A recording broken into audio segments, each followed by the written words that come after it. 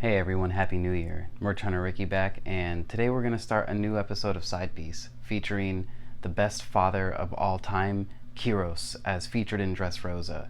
Now, he is first introduced to us as the Thundering Soldier, and we don't really get any inkling as to his importance to Rebecca, other than if you're just a very good guesser that you figured out the twist immediately, because let me tell you, when we get to the chapter where Usopp and Frankie and Robin are, Usolin, Rovalin, Franklin, that they're talking to the Tontatas and they're talking about how the captain has fought for 10 long years and all this and that, and all of a sudden Usopp just kind of looks at the Thundering Soldier and is like, hey man, who are you? And he just, and I'm getting chills thinking about it right now. He's like, the truth is, I am Rebecca's father. That is mind-blowing. Now, just a couple nights ago, I went ahead and I read all of Dressrosa at once, in one night, and mainly with a focus of looking for Kyros-oriented chapters. So there was a little bit of skipping that I did. And this isn't going to be one of those videos like the great Nando Cuts, if you know who I'm talking about. He will give you a couple characters, introduce you to them, and then explain some reading recommendations, right? But for me, I just want to talk about how Kyros spoke to me as a father. Knowing that Kyros fought for those 10 years, knowing that he spent the first couple days suffering immensely. Obviously, the kingdom of Dressrosa fell. He had to watch King Rikudoldo go around and kill everyone while being controlled by Doflamingo. Horrific. When he stood up and attempted to free himself, he had to cut his own leg off. Then, within 2 seconds, he was turned into a minion. I won't be referring to him as a toy because I want to keep a line of respect for Kyros as much as possible. So he was transformed into a minion. After being transformed to a minion, he was able to, I think he just ran around I want to say there's a 2-day stretch or maybe a week stretch between the fall of Dressrosa and the death of Scarlet, because he had Scarlet hidden away. I forgot what exactly prompted him to want to leave that lifestyle of being a prince or a would-be prince of the Dressrosa kingdom after marrying Scarlet. But even when Rebecca is born, there is a struggle that is shown just a little bit before in the manga, where Scarlet does not like the type of man Kyros used to be. And I feel like any man that has lived a semi-hard lifestyle and meets his queen, much like I have, when you meet that woman and she tells you to leave that life behind, I'm gonna let y'all in a little bit. When she tells you to leave that life behind, you have to make a choice, right? Do you choose the life that you currently like to live, or do you choose the woman of your dreams, right? For me, I chose the woman of my dreams, and I have never looked back since. I mean, shit.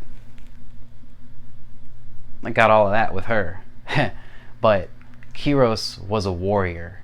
He was an ass kicker and he was a badass. When King Rikudoldo met him, he gave him a purpose, something greater. Unfortunately, or fortunately, he fell in love with his daughter, right? And we are told this because Viola, as a child, is doing her little devil fruit eye power, and she's seen directly into Kyros' heart. So at the same time, Scarlet is yelling at Kyros, stay away from us, don't you ever approach us, right? At the same time, Viola is like, hey, wait, Scarlet, it's not that. And you can see Kyros like, oh shit. This brings a tinge of shame that Kyros will carry with him for the rest of his life, to the point where at the birth of Rebecca, he feels guilty even for touching her. And at the end of Dressrosa, we get that little tinge of shame again, but we're going to talk about that in a little bit. Now, let me let y'all in for just a split second. When I first met my wife, I was a bad person, right? I used to sell weed, and it was not really a bad thing. It wasn't really a good thing either. But one day, while I had my entire stash on me, an 18-wheeler smacked directly into my car. I could have died, but instead, the pieces of the door, when I got hit, smashed into my weed canister. Popcorn weed everywhere. I got arrested. Blah, blah, blah. A couple days later, I would meet my wife for the very first time because I went crawling back to my old job. And I tried to be the cool guy. I tried to still lead that life. But as me and her grew closer and we fell in love, you could see where she instantly drew a line. And I knew too that if I was going to be with her, I would have to cross the line and stay with her on one side of the line. And I feel like that's where Kyros feels that tinge of shame, because when he first met Scarlet, she told him, like, you stay away from us. Like, I don't want a dirty guy like you, a killer, a fighter like you near me, right? And all he felt for her was like, I just want to be with this woman. I love her. And then they fall in love. They have, like I said, they have Rebecca, and he feels guilty even touching her. Now we fast forward to the fall of the Dressrosa kingdom, the night Scarlet is killed by Diamante. Who was there? The Thundering Soldier. But who was he? He was Kyros. And what did he do? He had to look at his dying wife. He can't even, like he says, he can't even feel her warmth leaving her body. Her last words are just to take care of the baby, of course, because she's magically got her memories wiped. I really hate that devil fruit, the minion fruit. The hobby no mi, right? Sugar's fruit. I hate it. It's one of my least liked devil fruits in the series because there's just way too many caveats and nonsensical things to do with it. But as he is coming to and he's approaching Rebecca, I feel like as a dad, that scene crumbles me, because it's just like, how do you tell your daughter, who has zero recollection of who the hell you are, because you're now a toy, right? You're now a minion, and she doesn't know who you are. How do you keep going? Because keep in mind, these minions in Dressrosa, they can't sleep, they can't eat, and they can't express their emotions properly. Nobody's going to take them seriously since they're toys. It's rough to say toys, to say minions, whatever. I'm going to try and keep saying minions, but as we go deeper into the story of Dressrosa, the fall of the kingdom, and the life of Kyros, we see that there was such a beautiful moment. And it sucks because it takes place right after they show us Scarlet's death.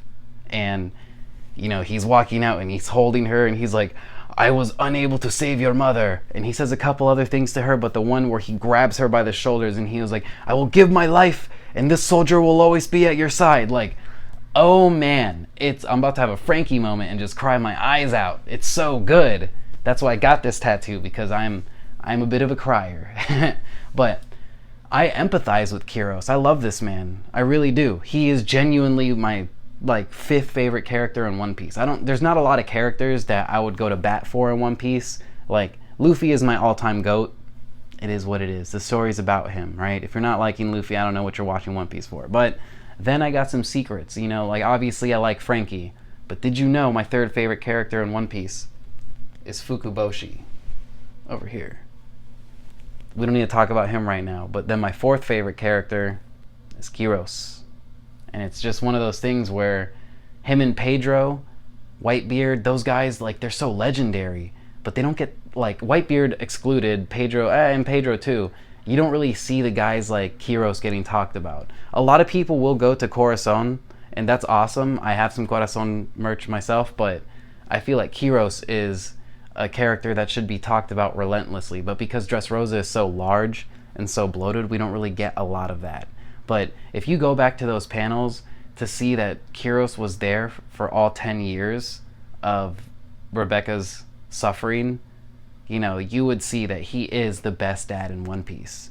There's not a lot of those, right? We got Yasop, he chose the milk. We got Judge, he's awful.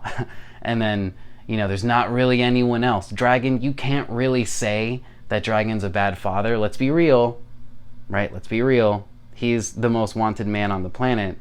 He's got to let Luffy go. That has to hurt. I don't really feel like Yasop necessarily had to let Usopp go. Send some letters, my boy. Send some money, my guy. Yasop. But Kyros, as the Thundering Soldier, a one-legged toy no less, consistently fought back in Dressrosa for 10 years. And, you know, again, you can't sleep, you can't eat, you can't release any emotion. You just have to keep going. Do you know how many times as a dad that I don't want to keep going? I just want to lay in bed all day, lay on the couch all day, game all day. I got a good wife and I got good kids. They make my life very easy. But there are some days where it's hard.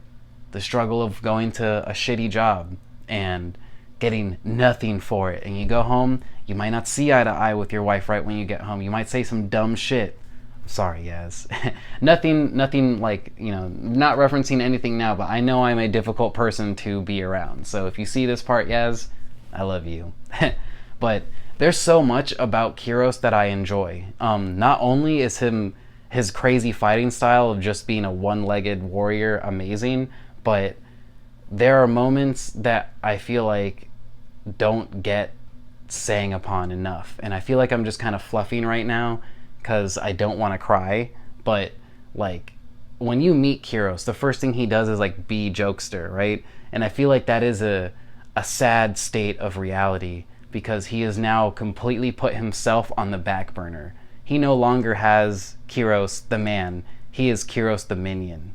And being Kyros the minion, the thundering soldier, he is unable to give anything for himself. He has to give it all to Rebecca. And even if being able to not eat and not sleep might make things easier, he cannot fight the Don Quixote family. So 10 years of running and 10 years of fighting and 10 years of raising Rebecca, and although I don't really think she, when I first read Dressrosa, I feel like she hated him a little bit more in the backstory, but it's just one scene where she like throws a rock at him after her mom dies. So, what do you got? You got a magical minion that's telling you that your mom's dead, and then you have your dead mom. Which one do you want more? Your mom, right? No brainer. But this is where the video, I want to like just kind of like say this is like the main point of the video. As a dad, as a man, you find yourself stuck in a rut in life, and you don't really know what to do with yourself sometimes. Sometimes you find yourself at 32 and you wonder where the fuck you've been the whole time. But when you see a character like Kyros, and he is lightning in a bottle incarnate, because I feel that 10-year grind, and I've just got out of a shit job that was basically a 10-year grind, and I got nothing for it, and I felt horrible the whole time. And if Luffy hadn't come to Dressrosa and liberated it, it could have very well ended up the same, right? Dressrosa could have just ended up nothing, and the birdcage could have just and all of his 10-year struggle would have been for nothing. But there's a magical moment at the end of Dressrosa where, after everything is said and done and Luffy has beaten Doflamingo, Kyros walks away and he's like kind of laughing it off, and then he goes into a corner and he just lets out the most intense and satisfying cry. And there are times where I feel like a man should be able to cry. And when I read it. When I reread all of Dressrosa literally 2 nights ago, right when he started crying, I was like, oh God, oh no, and I just let it all out. Just a very long lifetime of pain gone just in one moment. And I feel like a character like Kyros allowing me to have that moment is very good. It's not easy to be a father in this current climate of the United States. And I'm not talking about politics, I'm talking about finances. You can be doing as well as you think you're doing until you hit that grocery store and you see them prices on them eggs, right? Or you see the prices in that cheese, and you have to make that decision. Do I want to grab Space Marine 2 today, or do I want to make sure my daughter's got clothes for school, right? Now, not everyone has this struggle, and honestly, if you don't, you're blessed. But I do, and it's not a big deal. My family's doing good. My new job is nice. It's treating me well. My wife, as the main breadwinner of the house, I cherish her. She's doing phenomenal. But I just want to say that Kyros kind of opened me up, and I don't think there's been a character in One Piece to fully open my ass up to where the point of me like looking back on my whole life, and I'm seeing little mistakes here and little mistakes there. But you know what happened the very next day?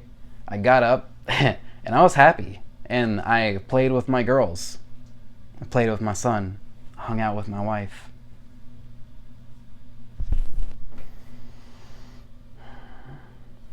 And I just want to say that I think that a character like Kyros is once in a lifetime. And I hope we see him again soon, honestly. I hope he doesn't just get a Final War cameo where he jumps up on one leg and slashes some sort of monster and says, "Keep going." But on the off chance I just predicted what his next appearance will be, we gotta write that down for later, right?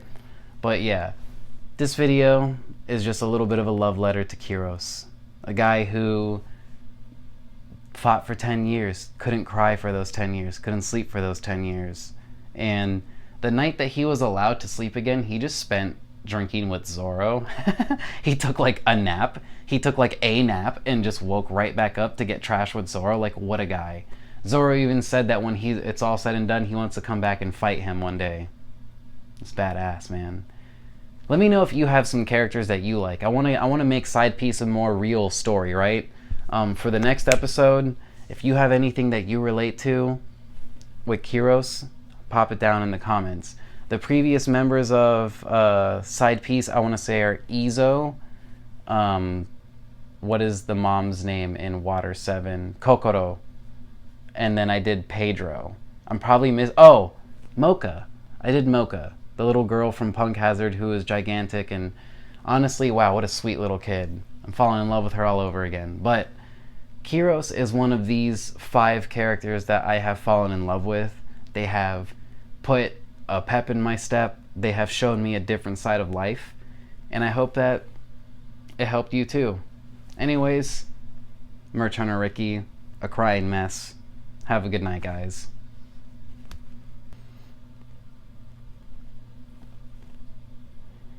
Cut!